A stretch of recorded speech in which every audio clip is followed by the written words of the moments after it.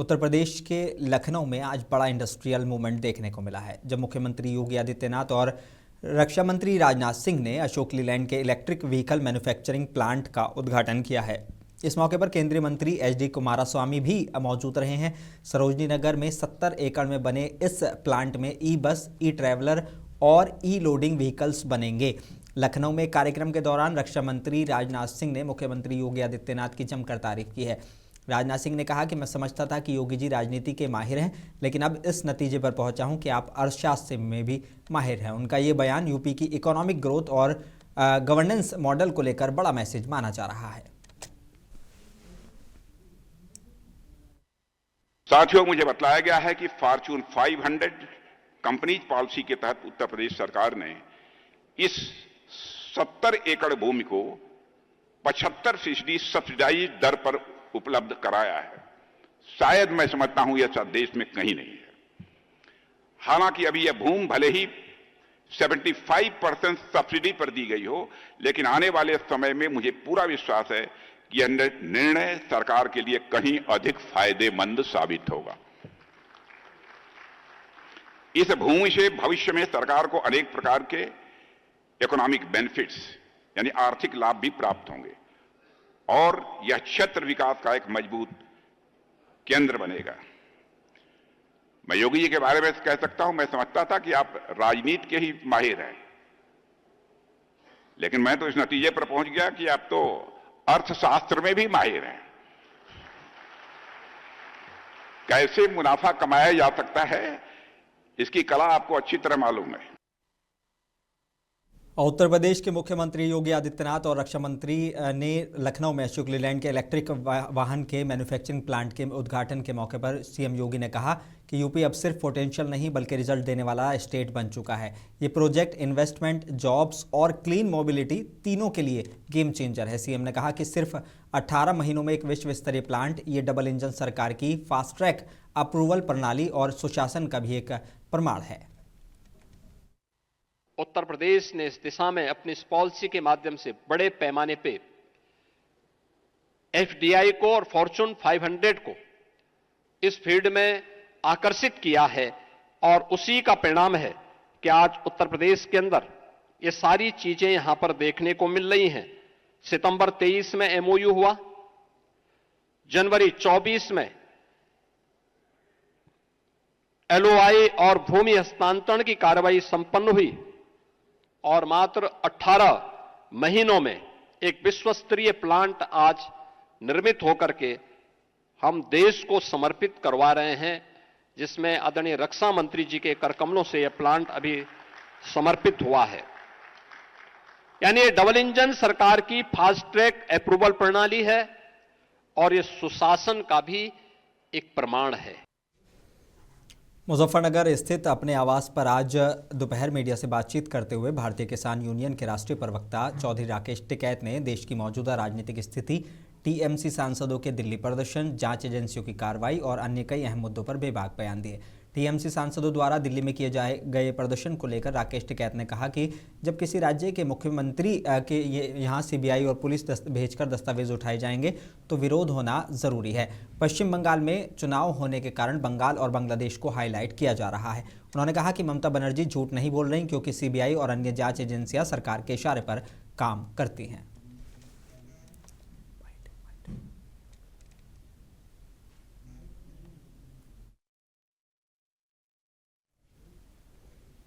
मुरादाबाद के Hindu degree college में छात्र पर पेट्रोल डालकर जलाने की कोशिश के मामले में पुलिस ने बड़ा एक्शन लिया है। एसपी सिटी रणविजय सिंह ने बताया कि आरोपी युवक आरुष को गिरफ्तार कर लिया गया है।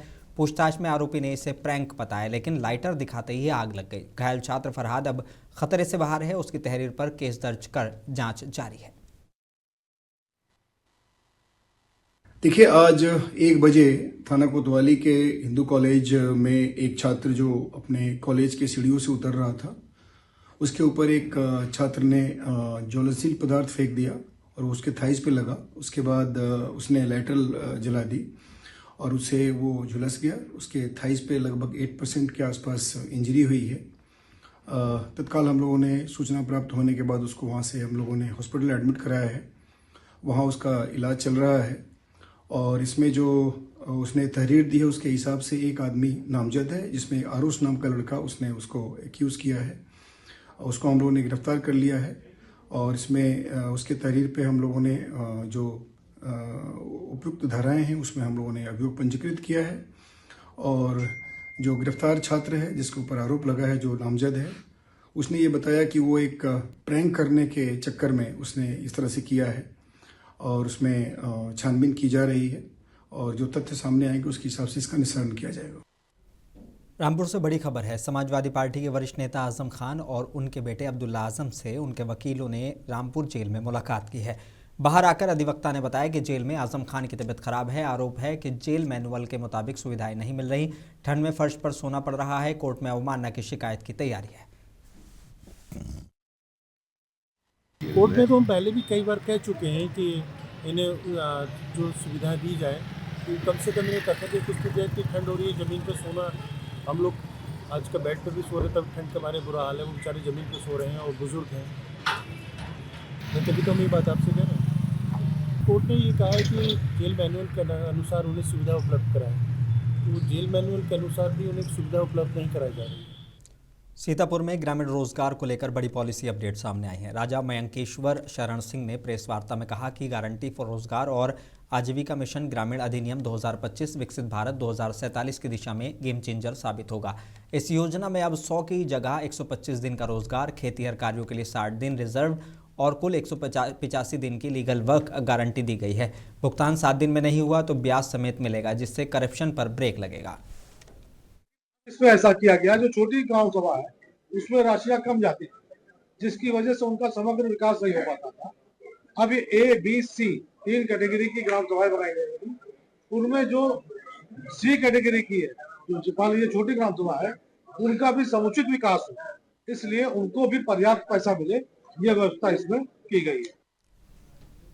रुड़की से बड़ी खबर है, जहां भाजपा विधायक प्रदीप बत्रा ने एक बार फिर जनसेवा की मिसाल पेश की है। विधायक प्रदीप बत्रा ने इलाके के गरीब और निर्धन परिवारों को आर्थिक सहायता के चेक वितरित किए हैं। इस मौके पर उन्होंने कहा कि उत्तराखंड सरकार गरीबों, असहाय और जरूरतमंदों के साथ मजबूती से खड़ी है। सहायता पाकर लाभार्थी परिवारों के चेहरे पर राहत और खुशी साफ नजर आई। बढ़ाना चाहिए और जनाधार बढ़ना चाहिए पार्टी का, और मैं समझता हूँ कि तभी माननीय पुष्कर धामी जी की कार्यशैली से और जो उन्होंने विकास उत्तराखंड में किया है उससे प्रोत्साहित होकर जो है बीजेपी में आ रहे हैं। और दूसरी पार्टियां जो है खाली हो रही है, उनके पास कोई मुद्दा नहीं है, कोई रोड मैप नहीं है, कोई एक विजन नहीं है। तो हमारी सरकार के पास विजन है, एक रोड मैप है और लगातार जो प्रदेश को आगे बढ़ा रहे हैं। आज देश में उत्तराखंड का नाम हो रहा है, उसको देखते हुए सभी लोग भारतीय जनता पार्टी में आ रहे हैं और सबका स्वागत है। जरूर से बहुत मजबूती मिलेगी। जब परिवार बड़ा होता है तो ताकत बनती है और मैं समझता हूँ कि अच्छे काम होते हैं और एक दिशा मिलती है पार्टी।